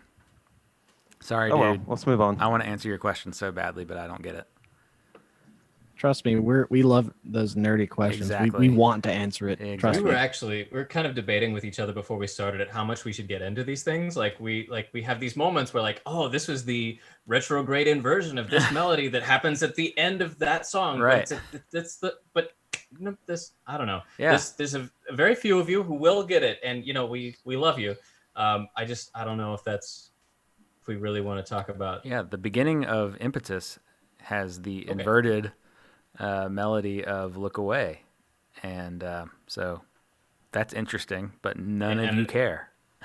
At a certain point, there's one where it's prime and inverted at the same time. And it's really cool. Yeah. Anyway. Trying to think of any other he said factoids about that's the this part. album. Might be hearing something that's not there. Yeah, I'm not sure what the staccato hits you're talking about into the long chords. Maybe you're calling that staccato hits. I wrote that transition, didn't I? Right, yeah.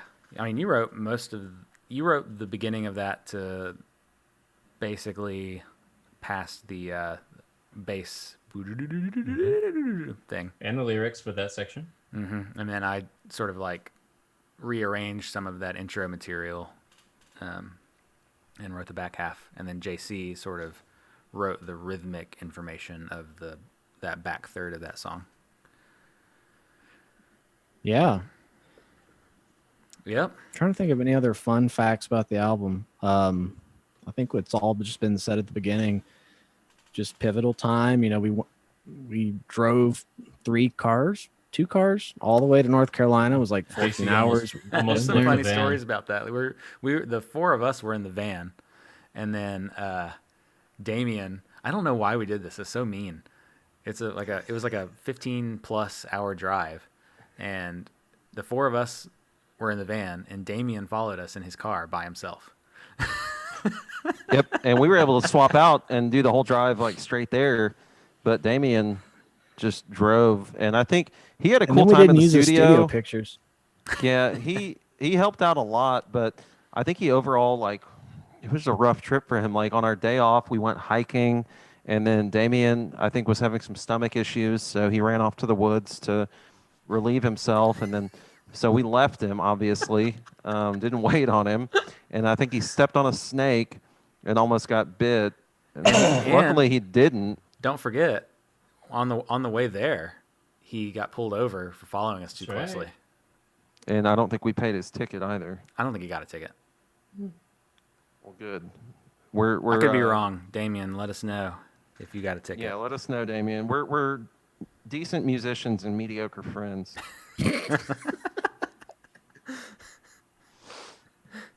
Yes, that is true. But Damien, on the other hand, is a great Extraordinary friend. friend. I do have a. This is not even that funny. I took off my job at Lowe's. I drove forklifts in college, and they said, "Well, what do you need to take off work for?" I said, "I need to go record a rock album." And they were like, "Wow!" So we did the album, and when I got it finished, I brought it to work, and everybody was dying to hear it. And they got about halfway into Emphasis, and were like, "Okay, I don't get it." Thank you, Mark. That's been And my My response. life. That's how I knew this was a good album. Yeah. Right? No, and that's something that it's interesting because for the people that like it, they really like it, and they get it, and it's so rewarding that there are people that like the music that we make. But there have been so many years of people that friends and family just pretending to like our music, and they're doing their best. But if you don't get it, if it doesn't connect with you, it's hard to make this kind of music. Yeah, so what it's like to play in a band with this kind of music, or to be in the shoes of somebody in Tetrafusion. They go, well, "What kind of music do you play?" Rock. Well, like what kind of rock? Progressive rock. Like, what are some bands that you sound like? Have you heard of Dream Theater? No. Have you heard of Rush? No. No. Have you heard of Yes? No. Have you heard of Metallica? No. come Maybe. on. Have you heard of the Beatles? I've heard of the Beatles. Okay, let's start there. Yeah, okay, and then at that point it's like, okay, well, we're nothing like that. Imagine the exact opposite of that, and that is what we are. So it's hard when people don't know a single progressive band. Like, I get when people don't know Dream Theater, because you've kind of entered like nerd territory for that. But you could just listen to the radio and hear like Rush or Yes or Pink Floyd. So those are kind of the closest to mainstream prog bands that have ever and will ever exist. It's hard to explain our music to someone who's not even familiar with that. So I've generally just quit trying. Yeah, and we write this music literally for ourselves. We write, this is a cliche statement, but like it's one thing when a band does that band for a living says we only write music for ourselves. I don't buy it the same when we say we write music for ourselves. Tetrafusion is purely a passion project, and the fact that any of you have tuned in to listen to this and like the music and like this album, that's like higher than any expectation we ever had for this band. Yeah, so I'm not depending on this album to pay my bills. Mm-hmm. If I did, I don't know that I'd have a house. And there's a cool freedom in that, and like you'll see with the next album, it's just as different as the last four have been from each other, relatively speaking. So we hope to have that out whenever, I don't know, things are some sense of normal. We hope to record it, and we assure you it will be a really cool chapter in the Tetrafusion discography. Yeah, I'm really excited about the things we've written for the next record. It's bears resemblance to Dreaming of Sleep and Horizons in a number of ways, but we're always kind of pushing boundaries. So far, there's some sort of new territory that we're exploring and some new things. So it's good old familiar Tetrafusion, but at the same time, we're trying to bring something new. I'm really excited to get this album out because I think you guys are really going to like it. I would say in general, no two albums of ours sound alike. We haven't repeated ourselves yet. And we don't plan to. No. And We just said we used a melody in one song for another, so I think we repeated ourselves. Okay, we literally repeat ourselves, I guess, in brief moments. But the overarching sound of an album does not exist twice. It was a joke. I know. But yeah, the music that we've got written for the next album I'm crazy excited about it. I've got some demos that are private. That's got to be the 5th Tetrafusion Tuesday. So maybe if we have to have like a donation goal or something like that to maybe play some of that. I've got a few comments here on YouTube. Damien confirms that he got out of the ticket, and I remember why he didn't feel good, because he says, we hiked the mountain after I drank the 20 beers the night before. Was he even I of remember, age? I don't know that any of us were. I I think I remember was one 21. thing from that. Mark threw his wallet at the ceiling as hard as any person could throw a wallet at the ceiling, and he sheared the corners off of all of his cards, and that was just so funny to me at the time, because Mark carried those cards for like the next couple years just with these corners that were just like missing, just like lopped off. I remember that.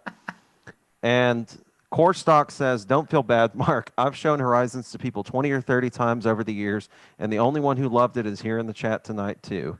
So We're glad you're here with us. thanks for trying. Oh, Thanks man. for trying. A for effort. Oh, You need some better friends. that's great. Yeah, you were talking about just funny things that happened while we were recording this, and it just made me think of buying that, like, I can't remember what it was, like a Mountain Dew or It was something. Mountain Dew Pitch Black. You know, we've all got a thing for like novelty, just foods and items. Like if I see something new, I'm just going to buy it, you know? So Mountain Dew Pepsi Pitch Black Blue. came out. No, it was Mountain Dew Pitch Black. I know. And it was okay. And it was grape flavored Mountain Dew. And I remember Jamie was on a diet. Like his doctor had told him, like, He said he wasn't look, drinking dude, any you sodas. gotta start getting healthier or you're gonna die. So we start showing up every single day with donuts, with Mountain Dew Pitch Black, and I remember handing it to Jamie, and he'd be Specifically like, "Oh." giving him a Mountain Dew Pitch Black. And we're not doing it. We're not doing it to spite him. We're just trying to be nice. We're Nice. trying to like, you know, we're just trying to be a good band and bring him treats and stuff. And he would just set it next to his keyboard, and he'd like be looking over at it and. And then like 10 days later, we're tracking the last like lead guitar. It's like still there unopened. Yeah, no, we were. Man, that must have been rough. He's like, okay, I got to eat healthier, and we're here just like we're these young kids just bringing all this garbage into his studio. And Didn't we try at to bring least him like an entire dozen donuts just for I know, him? we remember did that too. Yeah, we did that. And I remember one thing we really like cheer wine, which is yeah. like a regional You can get that here. carbonated drink that tastes Texas. like Dr. Pepper with more cherry flavor, and I love it. I'm such a huge fan. When I see it, I buy it. We brought him some of those. Yep. So Jamie's got he's got a good sense of humor, and we definitely pushed his buttons, and he was very tolerant of like for, you know, I guess learning musicians that were kind of still growing up. Question on Facebook: has anybody seen Tosin Abasi's selective picking? Has Brooks tried this? Nope. Actually, I was just talking about that over the past couple of weeks. I've been working on that. Oh, is that what you've been doing? Is that Yeah. do it? Let's hear it. Oh gosh. I don't know if I plug in my guitar, I don't know if you'll hear it. Can you hear this? Yep. Very quietly. Let's see if I can do it. This is a world premiere. Oh god. I can't use it in any like actual good fashion. I can only use it in more of like a technical. Guitar player of the year. Fingers flying. What's that from? That's from one of the Altered State session videos. So can you hear this? Yeah. Nice. Yeah, sounds All right. great. Let's hear it. Oh god. I'm a little out of tune. I can really only do octaves too. I mean, I guess I could do fifths. I have a riff. Let's see if I can remember how it goes. How does it go? Okay, this is just gonna be noise. I can't remember. The whole world's watching. I guess What if are you y'all, gonna if do? y'all if y'all give me a second, if y'all talk, I can. I'm not gonna say a Nope. word. I can pull We're up. gonna the- sit in silence. Oh no. I'm muting myself. Give me. Give me. Hopefully, it won't open on my other desktop. Because then Nobody everybody's say gonna see anything. it. No, this is too much pressure. Oh god. Oh god. Everybody's getting out of the The stream. numbers right are now. dropping. Everyone's Okay, leaving. hold on. I You have better this- hurry. I have this riff written. Let's see if I can remember. We went from 3 to 2. That's what it is.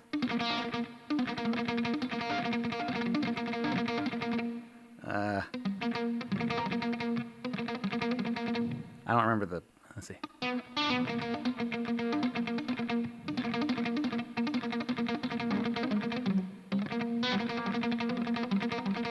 It's weird. Yeah, I haven't practiced it obviously, but that's a little bit of selective David picking. Underhill. You really answered this question. There's your answer. And I guess this is the debut of my new guitar. Look at that. Blur out that logo. Huh? I'm just joking. Yeah. That is I got really cool a guitar. question here on YouTube. Hey guys, love the band. Mark, are you going to be doing more bass videos of Warwick reviews? Or Warwick reviews, sorry. Well, I'm not technically with Warwick anymore. I still have all my Warwicks, most of them. But I've actually got my own Twitch channel. I know you're asking on YouTube, so you might not have Twitch, but I'm live streaming there like every day. It's twitch.tv/lowenduniversity. I'm reviewing basses and playing stuff and hanging out. So that's probably the closest thing I'd recommend you to come watch. And if you would like me to review any of my Warwicks, I would be happy to. So come hang out, twitch.tv/lowenduniversity. I'll be I got more than another glad one. to do. BS says that would sound cool with some double thump bass. So That's yeah, the I think goal. so too. That's going to be a really cool spot on the album. I know that you guys didn't really get a good idea of it, but Well, that's I not like it. that's not a fully fledged out song. You know, it's just a riff. But so it's I want probably it not to going to be. be on the next album. Fingers crossed. The album's already at like 63 minutes without that. There you go. I think Album I length want to cut it in reveal. half. I want to cut it in half. I want to make 2 albums. No, I don't want to. We'll release one, and then we'll release the other one, as you do. Nah, I just want to release it, get it over with. There's so much Well, good we stuff, gotta write another and one. and the vibe is the same. You know, I just want the album. Well, we've never done that before. Ugh. Yeah, That's all I have on Facebook so far. I'm good on YouTube. and talking about the staccato debacle thingy that we were talking about earlier. Another example would be the opening of Cloudless with the juxtaposition of the sharp guitar chords and the driven open drums. I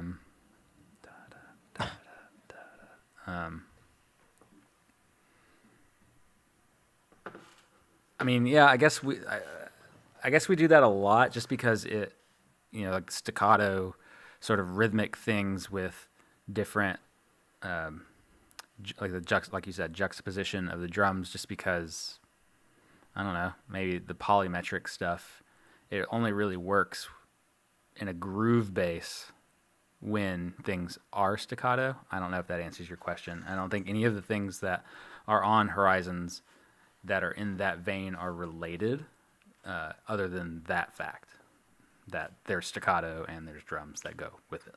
I don't know. At least not intentionally. Right. So again, Yeah, when yeah. you interpret it on your own, yeah, of course. But yeah, Right. as far as how they were written, I think that was more of a technical consideration. We do put cats on our albums, but we didn't really think much about that musical part. Nope. Little tidbit. David Underhill on Facebook. Mark, this is Wretched Bass. Wow, I had no idea. What is up, man? Wretched Bass has been in almost every one of my streams. You should check out Restream. You can multi-stream to multiple streams at once. Yes, that's what Brooks is doing here now. Since my account has changed to an affiliate, they don't let you do that. So I can only do on Twitch. So hope you'll come hang out there still. But yes, I've thought of that. Here's a little tidbit I Good to just see thought you. of, because tidbits are fun. There's something on that was supposed to be on Horizons that we straight up just forgot to record. Do y'all remember what it is? It's on Dreaming of Sleep. It's the very end of Dreaming of Sleep. That was supposed to be on I want some Horizons? spaghetti. Yeah, it was called I Want Some Spaghetti, and it was supposed to be on that album on Horizons, but we just forgot to record it. I can't- Well, we were running out of time. Yeah, we're gonna have to talk about that next week. I can't wait to commentary that track. I might have to change the. So right now I've got as my starting. Maybe scene, talk about the chord progression it used. as starting my starting soon scene on OBS for doing these streams is the music is the quote unquote elevator music from Tears of the Past from Altered State. I think the starting soon music should be I Want Some Spaghetti over and over and over again. Maybe for Tetrafusion Tuesdays number 5. No, Tetrafusion Tuesdays number 4. Let's do it next week. Okay. Are we gonna do We a should number just 5? keep releasing an album every week so we can keep doing these streams. We can do one song a week. We have to track quick. And then talk No, about I mean, one song for an hour and a half. if you guys are enjoying this stream, give us some ideas for what we could do. If not, sit here and review our own music. Like, if you guys have any ideas, please post them in the comments because we have a lot of fun doing this.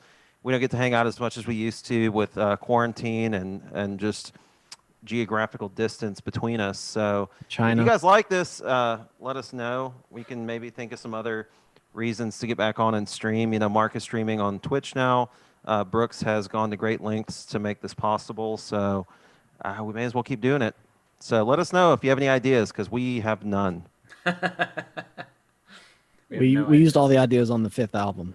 Yes. Yeah, we're busy writing an album, so we don't have time. But we do have time to get on a stream if you guys want to see us do anything or review anything or listen to anything. I don't know. Give us some ideas. Like I said, like we could do maybe like for a donation goal, I could maybe reveal some demos. 50 cents, get you a new album. Pay what you want. Mark's about to take his shirt off. I didn't think you were gonna say take his shirt off. Oh. So that doesn't seem appropriate. Let's see how long we can be silent.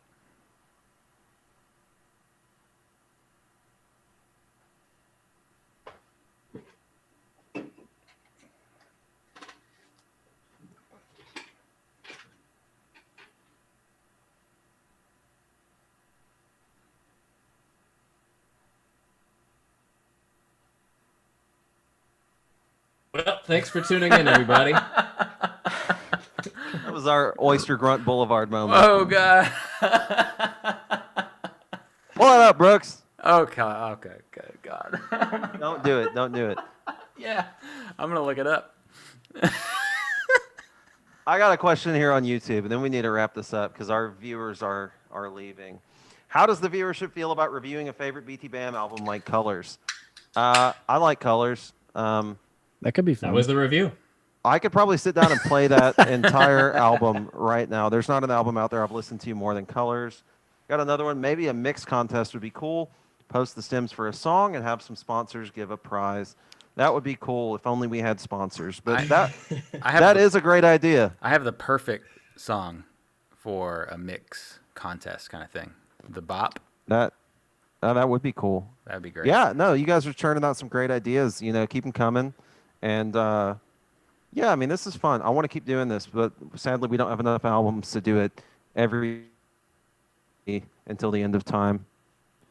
You got some more comments? LOL, that would be awesome. LOL, cool, do it. So yeah, we'll think that over. I have Oyster Grunt Boulevard pulled up. I don't know if we should watch it. Nah, we'll do it on the next one. Yeah, it's just one of our friends made a video of himself staring at the camera, not blinking for how many minutes is it? 6 minutes and 35 seconds. He does not blink. It's terrifying. It's actually frankly. he's actually the guy. He's helped us on most albums, in some capacity. I think that's his only creative output on the internet. It's not true. Currently, find me some DJ Extravagant. Yeah, he's got some stuff on SoundCloud and whatnot. I actually listened to some of his stuff like a week ago. He had a little mini project with Claire. That's right. I'm waiting for his album to drop on Deezer. What? Just a random platform. I've never heard of that. Exactly. Old joke. All right, cool. All right, well, see you later. On that note, somebody on Twitch liked the silent thing, so maybe we should do that more often. Finally, some peace and quiet. Well, we have a song on the next album called Perfect Silence, so maybe you'll enjoy that. Ayo. But yeah, so next week, we'll same time, same place. Same place. Dreaming Asleep, our most recent album. We'll be talking over that, and that's going to be. Thanks, Devin Odell. He just commented. Thank you for making this album possible, and all of the other people who donated to our Indiegogo. Devin Odell, was our top donor, Sandra Anderson. The names go on and on. I could be here all day reading all of the names. They're included in our CD booklet. Yeah, if you have a physical copy, a physical copy. I've been Bippity boppity. bippity boppity. Give me the zoppity. Anyway, if you have a physical copy, oh my god, Dude. It's a thing now. All right. It's a thing, guys. If you have a physical copy of Horizon's EP, the full list of donors who completely and exclusively made this album possible, we thank you again. I know this was 10 years ago, but you allowed a lot of small doors to open for all of us, whether it be professionally, business, or just personally, creatively speaking. This album really was just, again, as I said at the beginning of the stream, really pivotal for all of us musically. And it helped the album get done when it did, so we could continue on. And just a reminder, next Tuesday, same time again, Tuesday, August 4th at 8 p.m. Central, 9 p.m. Eastern Time, 6 p.m. Pacific. We're going to be doing our fourth and most recent 2017 album, Dreaming of Sleep. Same style. So we hope you can join us. Cool. alrighty. He says he is selective speaking. Selective speaking. Coppity. Yep, bippity boppity. All right. I like I that. guess on that I note, like your hair. Dink and Flicka. Well, see you later. All right. Okay, bye. Okay, bye.